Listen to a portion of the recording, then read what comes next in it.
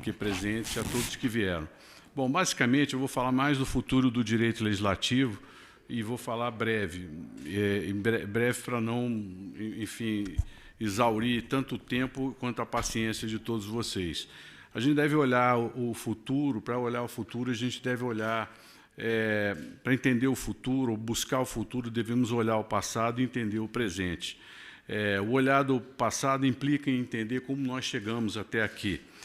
O direito legislativo decorre de pelo menos 4 vetores. As regras do processo legislativo, em si, que seriam quase o trilho por onde anda o processo decisório do país, e especificamente o aconselhamento técnico ao processo legislativo feito por vocês, daqui da Alesp e de outras casas aqui presentes, a Alerj também, que aconselham e assessoram os políticos. A defesa institucional também do Poder Legislativo, que os advogados do Poder Legislativo fazem, a defesa de interesses no Poder Legislativo feita por advogados e pelo cidadão, e o papel também do advogado nas CPIs, e, sobretudo, a funcionalidade e a efetividade do processo legislativo. É complexo, é um tema que realmente, como disse o presidente Michel Temer, estranha que isso não tenha entrado no currículo acadêmico com vigor. Nós sabemos que existem cursos de processo legislativo, mas é muito voltado para o universo do Poder Legislativo, para os seus funcionários, nem tanto para a sociedade, ou numa visão mais abrangente até de como se relaciona com outros poderes. Lembrando aqui a ex-ministra Luciana Lócio, dizendo da relação que ela tinha como ministra do TSE durante essas mini-reformas eleitorais que ocorrem no seu relacionamento com os técnicos do Congresso Nacional. Quais são as tendências que nós, do universo da advocacia legislativa, do direito legislativo, devemos observar? O primeiro, que há no país um fortalecimento do Poder Legislativo frente ao hiperpresidencialismo histórico do Brasil.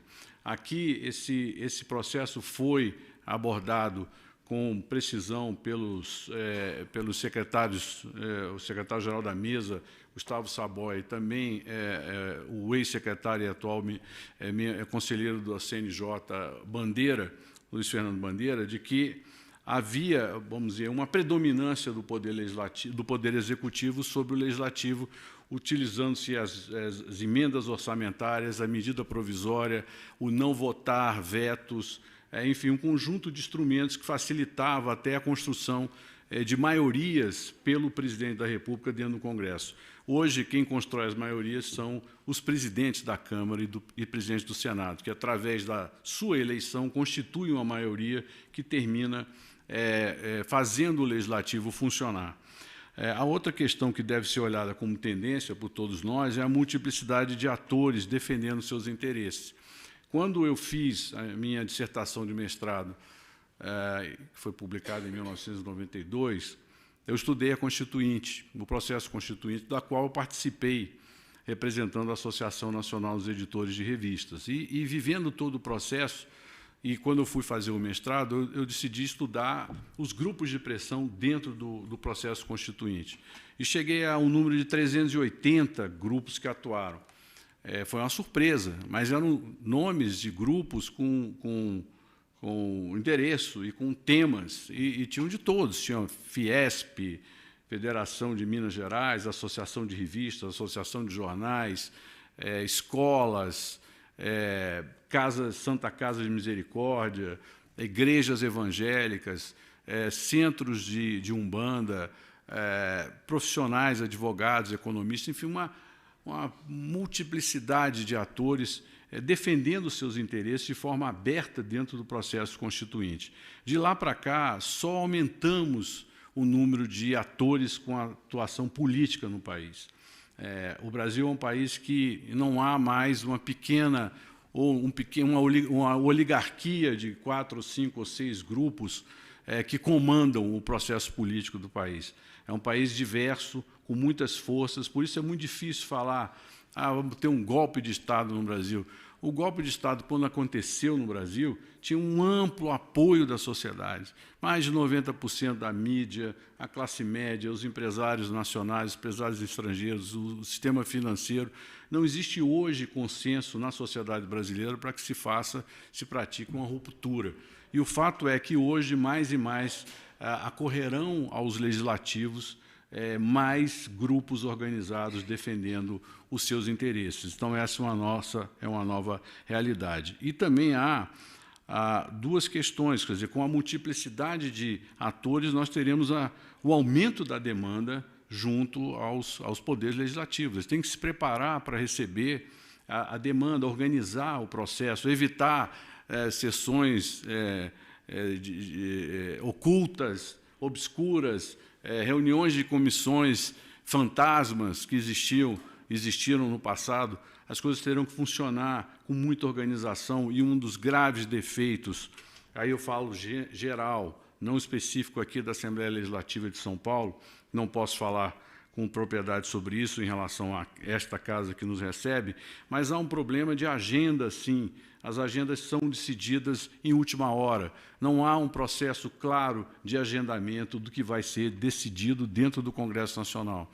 E isso dificulta muito o entendimento do que se passa no Congresso. Então, há, de repente, uma votação extraordinária de um projeto que estava parado 10 anos, 12 anos, dormindo num escaninho, e foi levantado ali por uma injunção política do momento e votado de surpresa. Há também, no caso do Congresso Nacional, as competências terminativas da Câmara e do Senado. Os projetos vão andando e as pessoas não tomam conhecimento disso. Mas o fato é que vão aumentar as demandas da sociedade sobre o legislativo e vão aumentar também os temas a serem debatidos. Hoje, nós temos questões como criptomoeda sendo debatidas no Congresso. Será que estamos preparados para debater criptomoedas? Entendemos o que é criptomoedas? Entendemos o que é blockchain? O que é que está por trás disso? O que significa amanhã uma moeda que não é emitida por um governo ter circulação em todo o mundo? É evidente que esses sintomas da modernidade vão chegar ao Congresso Nacional, vão chegar aos legislativos e vão pressioná-los a debater esses temas e entenderem esses temas que vão acontecer. Essas tendências apontadas colocam um desafio grande para todos aqueles que trabalham com o Poder Legislativo. Primeiro, porque nós temos uma exposição maior do Legislativo à sociedade, e isso implica em ordenar melhor o próprio processo legislativo, explicar melhor para a sociedade como funciona, para, inclusive, evitar que se desmoralize a instituição parlamentar, que já não ganha, que já não tem o prestígio que deveria ter perante a população. Para o consultor e para o assessor, é um desafio de ter que entender outros temas, como criptomoedas, blockchain, imposto digital, que não estavam na pauta, não eram tradicionais na pauta do país.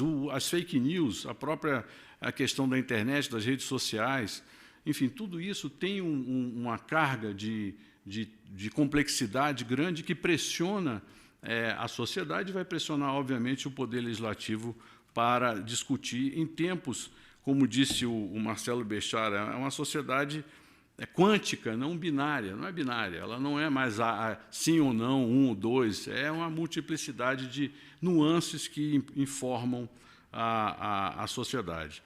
Há um outro tema muito importante que é a aceleração dos tempos.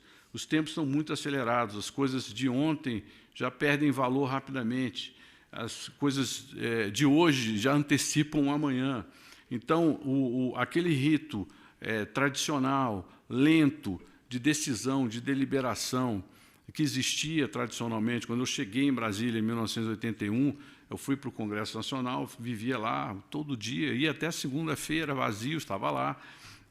As coisas aconteciam muito devagar, era uma sociedade devagar, e essa sociedade está muito acelerada, obviamente. Então, isso cria um desafio para um parlamento cuja instituição remonta ao século XIII, com a organização do debate parlamentar na Inglaterra, com a Magna Carta, a participação dos lordes debatendo, depois vem os comuns participando, se organiza o parlamento em 1600. Ontem se falava que o direito constitucional guarda a relação com a Constituição Americana e a Revolução Francesa, a Guerra Civil e a Revolução Francesa e a Guerra Civil Americana, mas o processo vem antes na Inglaterra, com a organização do parlamento, inclusive com a organização do lobby, já que tinham 2 lobbies de acesso ao plenário, o lobby do yes e o lobby do no, e ali as pessoas se organizavam em direção ao tema que iriam defender e votar. A revolução tecnológica dos últimos tempos impõe uma reflexão muito grande. Basta ver o que Bandeira e Saboy falaram do efeito das votações virtuais. É que, se no Congresso eles podem estar criando alguns embaraços, no Judiciário, no Supremo Tribunal Federal, facilita. Já no STJ há uma reclamação que foi verbalizada aqui pela ministra Luciana Lócio.